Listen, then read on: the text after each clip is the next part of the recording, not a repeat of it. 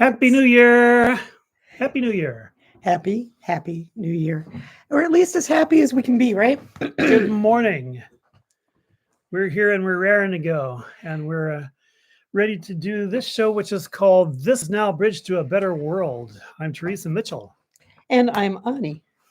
and today we want to talk about the various ways in which we are going to push back on the planned shock and awe of the Trump administration. They're getting ready to push their agenda in their usual criminal ways, and we are ready to rally ourselves and the people to push back in various ways. And one of the most exciting ways for me is that I just found out that Bernie Sanders is going to tour the country encouraging unions, and this is what we need. The Bernie Sanders Union Tour. Yeah, it's going to happen. I do love that. I love that. It's going to happen this year, and I don't have any details at all, except that Bernie's coming. Well, and So the I tell the idea bird. and the idea of pumping up unions. Again, this is basically what we're going to be talking about today. Let's throw that out there. Is there's a whole lot going on, right? There's too much going on in this state of national and international emergency. And if we look at the giant big picture of all that is going wrong, it's super easy to get overwhelmed. And in that feeling of overwhelm, hide under the covers and become inactive. And we just don't have that kind of luxury right now. Oh, Weasel. Yeah, that there. He did not disconnect this. It's good. All right. We just don't have that kind of luxury right now. This is that not a dress rehearsal thing. This is that real life emergency where we are looking at fascism. And so, how do we break it down? How do we maximize our power? Because the power of the people is pretty much unstoppable. And Unions, getting back to Teresa's initial point, is one way to do that. And I'm excited about the pro-worker feeling that has definitely been increasing over the last several years. And we are seeing organizing efforts in places we have not before, right? As baristas and fast food workers and REI employees and Amazon workers and all of these groups of workers have started organizing efforts and have actually won some organizing efforts over the last several years. And now we see this tour. yes, and it comes in the context of, well, it's sort of a phenomenon that is already happening. You know, whether Ani and I encourage it or not, fortunately, this is starting to happen. I can see that there's going to be a tremendous pushback against this shock and awe campaign. And actually, the Republicans have described it as a shock and awe campaign. And we don't know everything that they're going to do on January 20th, but we're starting to get a pretty good idea. The new House rules, for example, for the Republican-controlled Congress have been published, and it includes, well, a lot of things, but they've mentioned their intention to further attack transgender persons, immigrants, and women. There will be an attempt to make abortion nationally effectively impossible by passing a bill which apparently would criminalize any doctor who fails to resuscitate a fetus.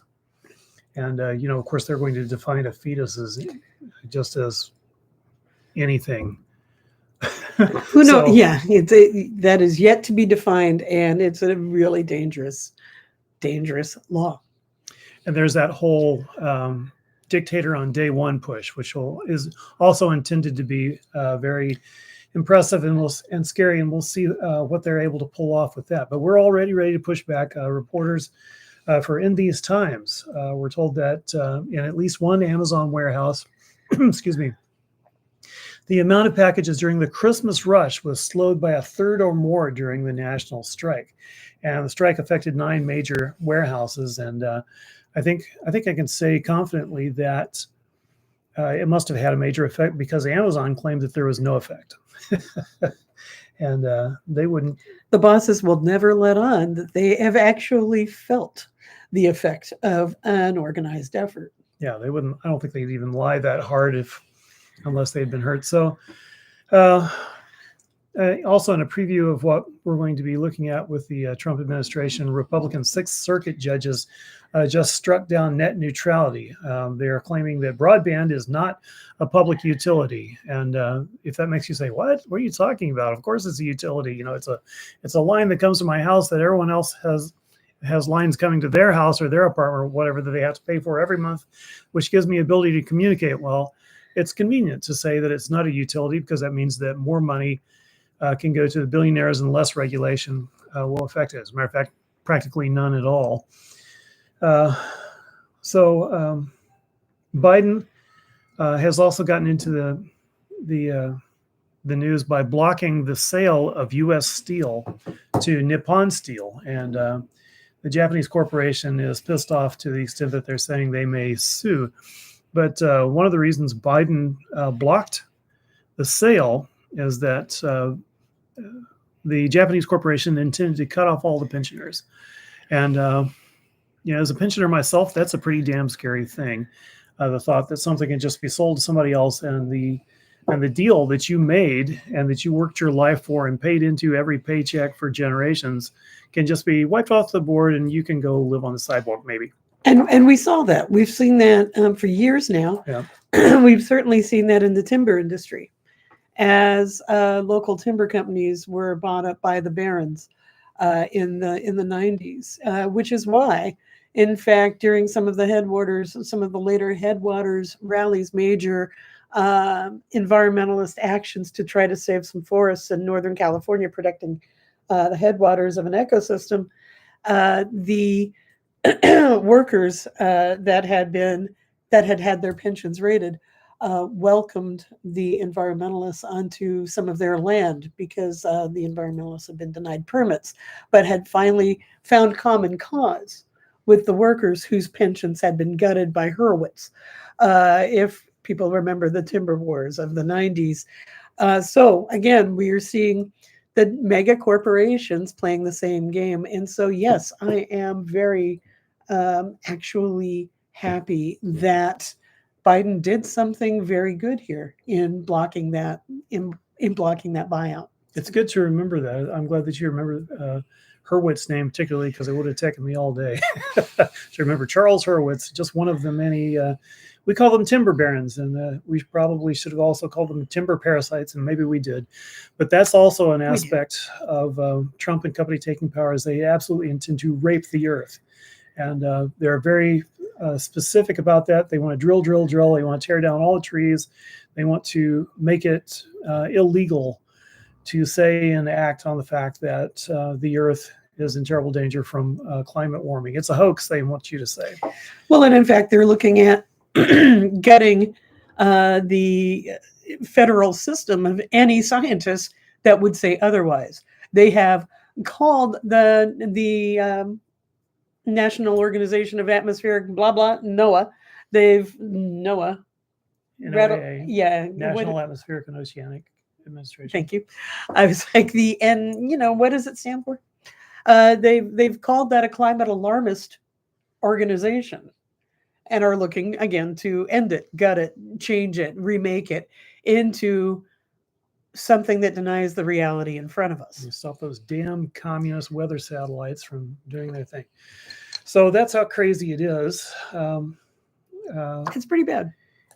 It's all of a piece with corporate rules. So I want to mention that 3 weeks into the war, according to a Turkish publication, TRT World, Israel has granted new exploration licenses to 6 companies that want to drill, including British Petroleum and Eni, to explore natural gas reserves in the G Zone, an area adjacent to Gaza's coastline. Notably, 62% of this region falls within the maritime boundaries declared by Palestine in 2019 under the 1982 United Nations Convention on the Law of the Sea, which Palestine is a signatory. Can I ask you to back up? Yes. Within 6 weeks of the war beginning, so that's within 6 weeks of October of 2023? Yeah. Okay. So that's been underway for a while. Yeah, and there's a lot of that kind of thing going on. The idea of the Mediterranean Dead Sea Canal, which would have to pass right through Gaza and conveniently bisect it exactly where Israel is saying they're going to bisect it. That's there's evidently some energy going into that. And so I want to talk about Gaza. I want to talk about morality. I want to talk about how things work in terms of the U.S. support for the genocide effort in Gaza, how profitable it is, and what happens when a country is utterly propagandized at war and develops that sort of smug, inhuman attitude, which you may have seen. You may have seen reporters going to American Israelis and saying, well, do you know how many children? For example, I saw a segment in which several people were asked, man in the street sort of interviews, shows how old I am, person in the street interviews, asking, do you know how many children have been killed? And it's pretty obvious that they freeze and that they're offended by the question being asked. And they answer that they don't care and that all the children are guilty, which is an astonishing thing to say.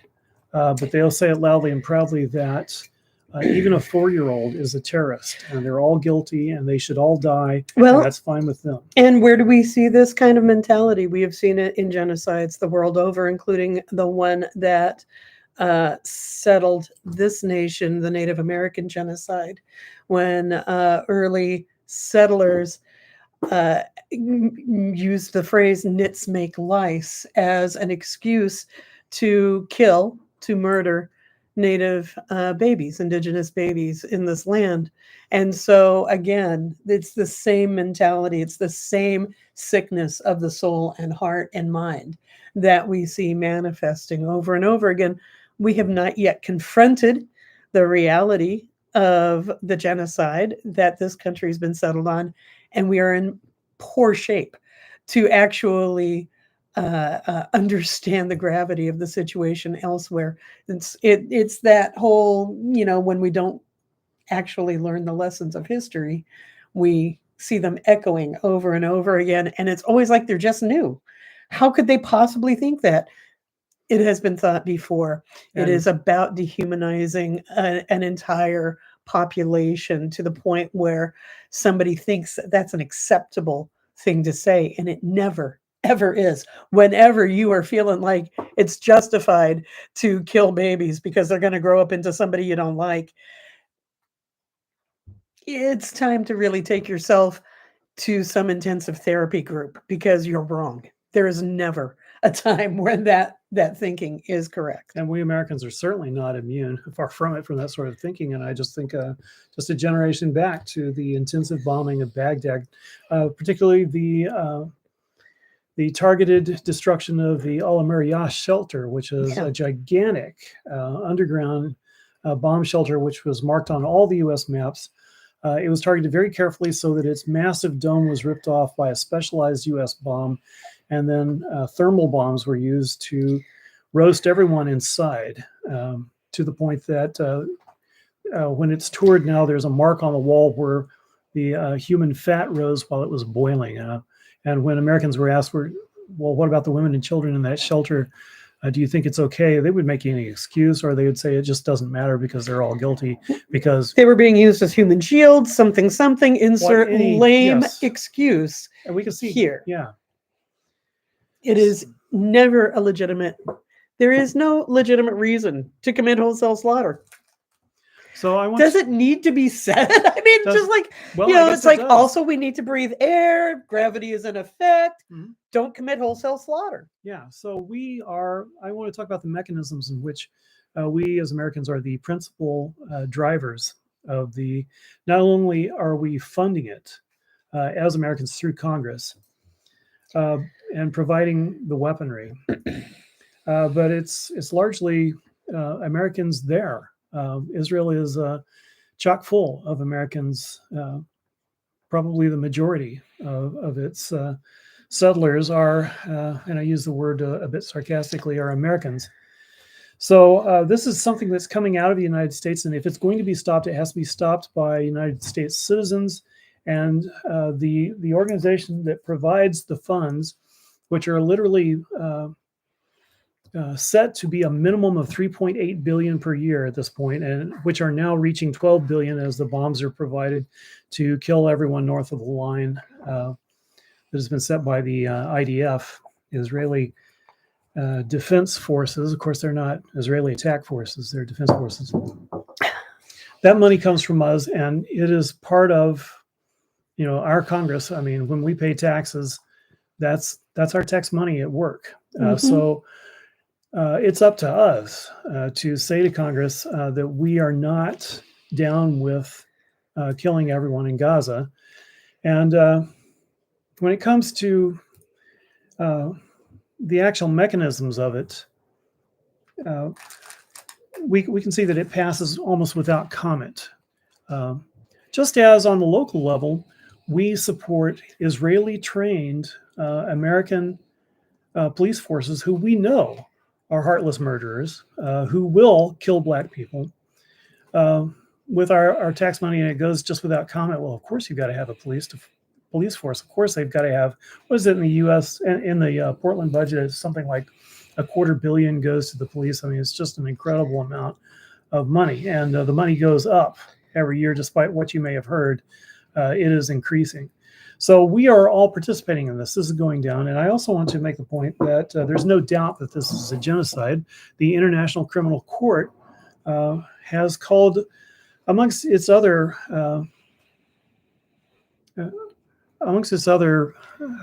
targets, criminals around the world, they include Netanyahu and Gallant. And no, it's not a political stance by them.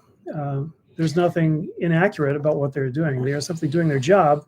And the history of the criminal court, right? It is there to address international disputes in a legal way so that we might, get away from war and that sort of thing. And we might actually uphold the standards of human rights, of property rights, of the rights of the people to exist around the world, right? The ICC is one of those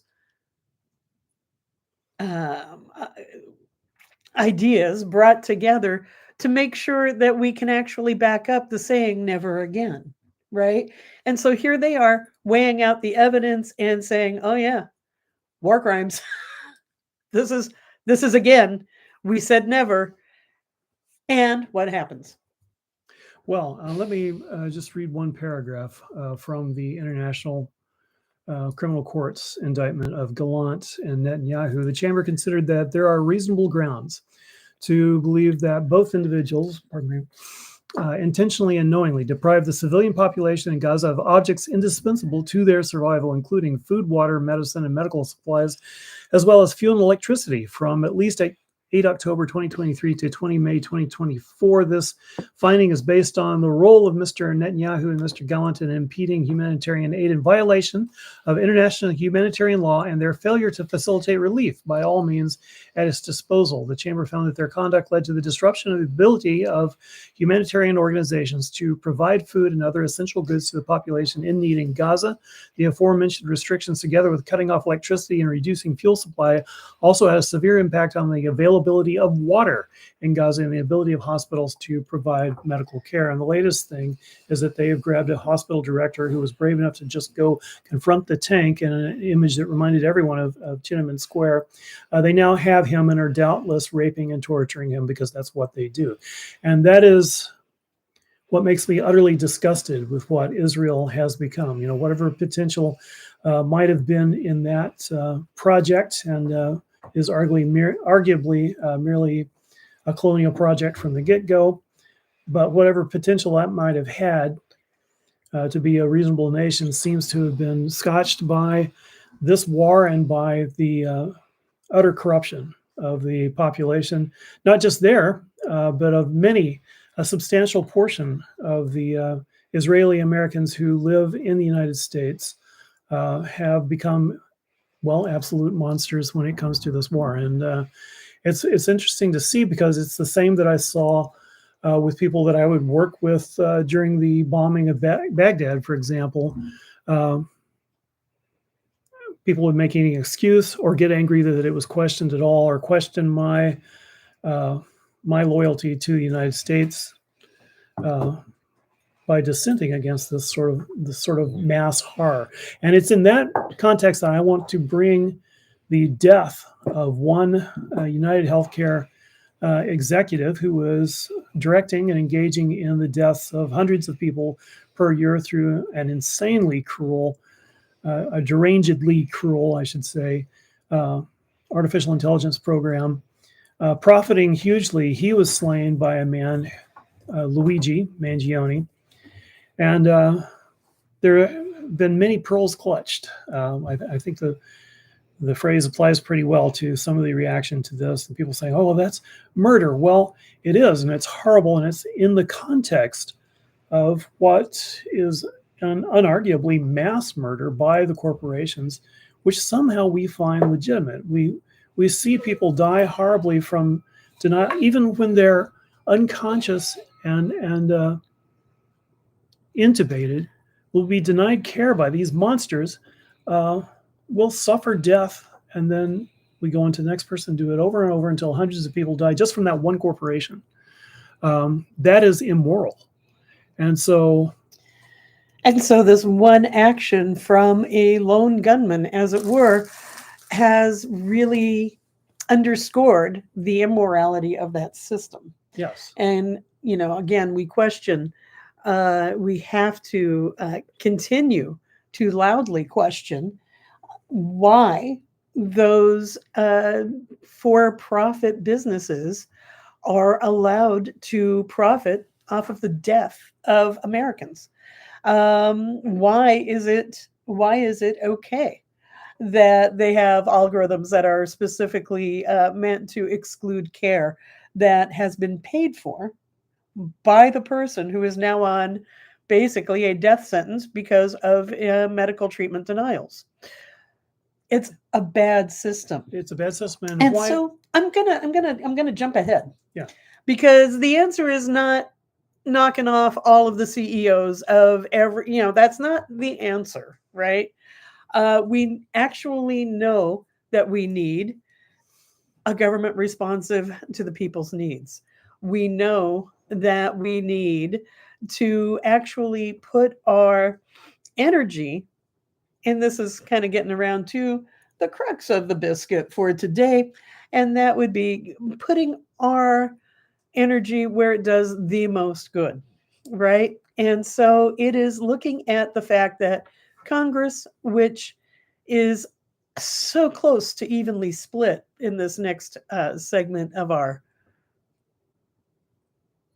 legal lives, our legislative lives, we have to continue to pressure Congress as a whole to cut the purse strings to genocide. We have to support those that organize in their workplaces.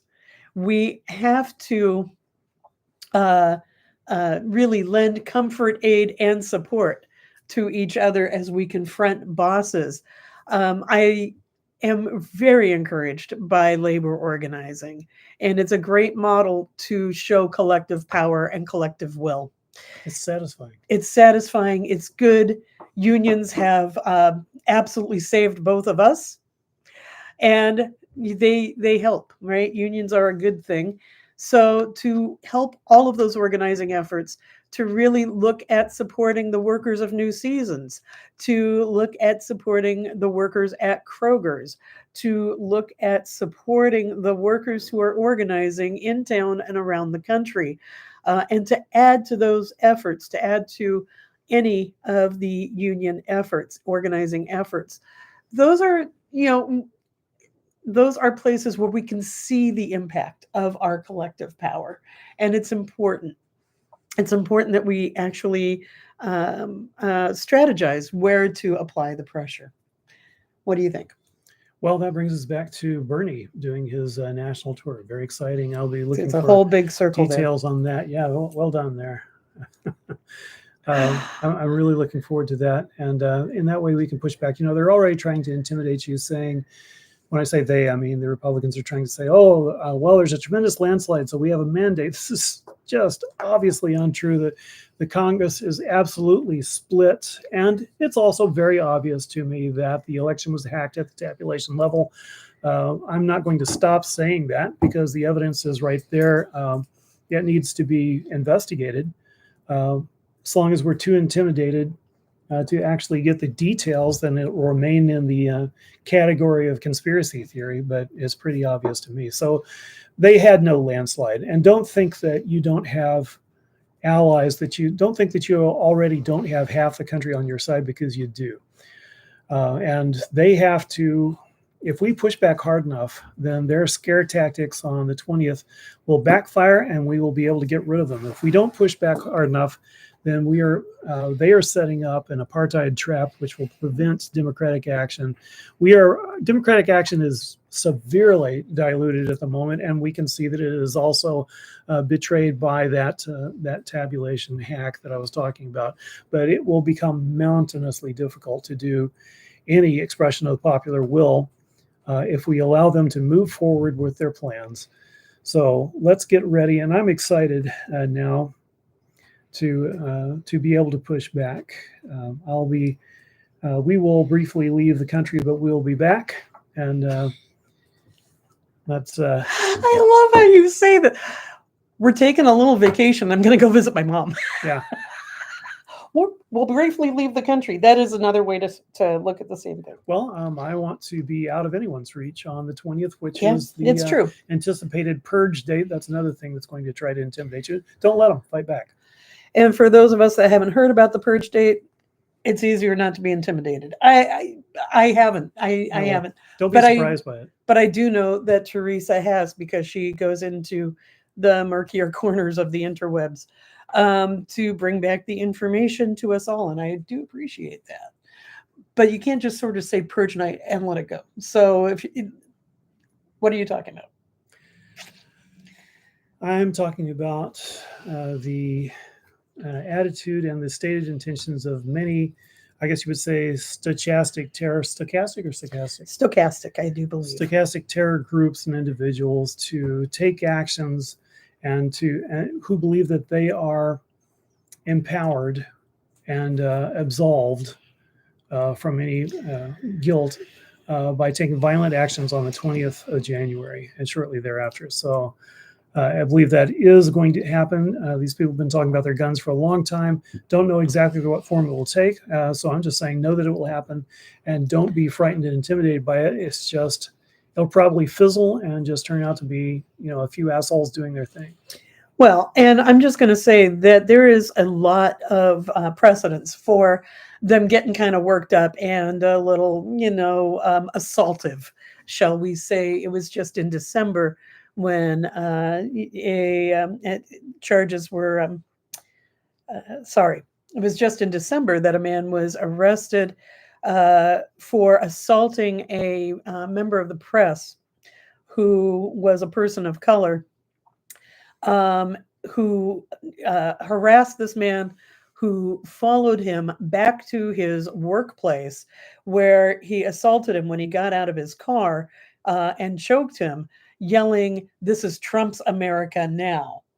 The press, members of the press, I think, have been targeted, and Trump has whipped up so much hate and distrust of the media, so much hate and distrust of scientists, so much hate and distrust of anyone who is not white, who could be perceived to be an immigrant. And of course, to the queer community, especially the trans community and genderqueer community. That his followers have been whipped up into this frenzy at this point. So yes, please, everyone, let us be careful. It does make a lot of sense that they would like to come out with a bang, come out swinging on the 20th, and it's a part of that sort of shock and awe, tendency that the maggots have really swarmed around. So that said, yeah, be careful, stick together, and again, practice solidarity like our lives depend on it. We want to make sure, last week we talked about independent press resources, and we said that we would post them on the description of that show last week, and we did. Of course, I didn't do that until yesterday. So I do want to just let folks know about them a little bit more. If we, I just want to sort of run through the list and make it make a little sense. If you are interested in staying on top of issues, here are some news sources and information sources and sources of analysis that we find very helpful. We cannot trust the mainstream media. When people get too close to truth telling in the mainstream media, they're suddenly reassigned to a different department or, whatever. The mainstream media does not have our interests at heart. But here are some people that do. On Patreon, and some of these, have a free level, and then there's subscription levels, etc. But on Patreon, I want to really recommend the work of Spencer Sunshine, of Shane Burley, and of Leisha Miller. Leisha Miller is also a prolific YouTuber, and you can find the Leisha Miller channel, Leeja Miller. She's incredible. Spencer Sunshine and Shane Burley post to many social media platforms. You can find them in many places, but you can also, again, find them in a concentrated place on Patreon. What else? So, Democracy Now!, of course, a daily news roundup and in-depth news hour. Independent, began out of Pacifica Radio, but is now independent. And we thank the Democracy Now! Team for doing stellar work. Zateo, which was a news investigative team assembled by Mehdi Hassan, who you may remember from MSNBC when he was one of the announcers, one of the analysts that made a lot of sense. And he ended up leaving MSNBC, where he was not allowed to speak all the truth. Speak all of his brilliant truth. So Zateo, they have a YouTube channel, Zeteo. You can also find them at Substack, as well as their own websites. Yes Magazine is one of my favorites. It is a wonderful look at the great things we actually can do in the here and now together to make this world a better place, and highlights communities that are doing just that. Alternate, The Guardian, La Jornada, In These Times, Mother Jones, Common Dreams, which is an aggregate news site, commondreams.org, ProPublica, The Nation. Also on Substack, I mentioned them earlier, you can find Michael Moore, Jojo from Jurors. I want to thank John for turning me on. John, thank you, regular commenter and watcher of this. Thanks for turning me on to Jojo from Jurors. She's great. Zateo, like I mentioned, Robert Reich. Also on Substack, you can find Starhawk, who mixes politics and witchy spirituality, much like myself. So I always appreciate Starhawk's writings on Substack as well. So those are just some of the sources that we rely on pretty consistently to make sense of this world. And I wanted to spend a little time sharing them with you so that you hopefully can avail yourself of those. If you know of other sources, please leave them in comments below. We would love to know about other resources, other independent researchers, news journalists that you think are making a difference. Point them out and let us share these resources. And I'll just add what you already have written down a little bit. Alternate, Democracy Now!, Guardian, Mother Jones, In These Times, Common Dreams, all of it there, as you say, on the... Well, I mentioned just that. Just add them in there. Yeah, all of them. A few times over. Kiev Independent is also good, says John. I believe you. Kiev Independent. All right. Let us move forward, stay informed, work together. It is so important as things move fast. It's super important that we try to stay informed, but at the same time, we need to really guard our energy, guard our resources, right? Our Our life's energy is one of the most precious resources we have. So try to limit the amount of time you spend doom scrolling. Try to limit the amount of time you spend just sort of listening to talking heads that are chittering around you, not really saying anything new. And reserve that time that you are seeking information to really good sources, so that we are able to stay informed and not get overwhelmed. Overwhelmed does not lead to anything good. David Bersamian, thank you, Wild Radio. Absolutely. Medea's Touch has, in fact, also been coming right along as a good provider of information. Thank you, people. This is great. Keep sharing those resources. Share them in the comments for this episode, so that they have that lasting impact for people that come along later. If you are, in fact, liking what you are seeing, please do subscribe to this channel. Hit the like button for the video. Tap that notification bell so that you can stay informed when we are on. You can get that notification. Anything else from you? No, let's go into your deeper intuitions there. I see that you have the cards laid out. Indeed, I do. So we have an interesting little reading today. When are they not interesting? We have the Page of Pentacles on his head. We have Death in this deck. We see Death is portrayed as the vacuum cleaner. And we have the Page of Swords on his head. So what can we really learn from this? It is important to really stay educated and informed. It's important to look between it's a cat. It's important to look between the lines, to stay informed, to educate ourselves and each other about our vibrant alternatives. There's this wonderful little, in this deck, you can see this wonderful little stained glass ornament, which is all about letting our lights shine through, but that we have to actually, in that on its head kind of way, we have to actually do the work of bringing ourselves fully up to date, of expanding our knowledge and applying our learned experience to current situations. It's a time to really get into reading.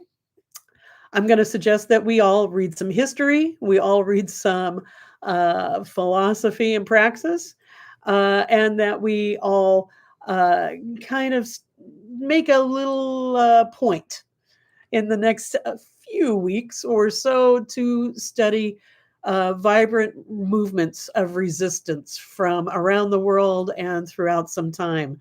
There's probably some good ideas that we can glean and apply. So, check out Rules for Radicals?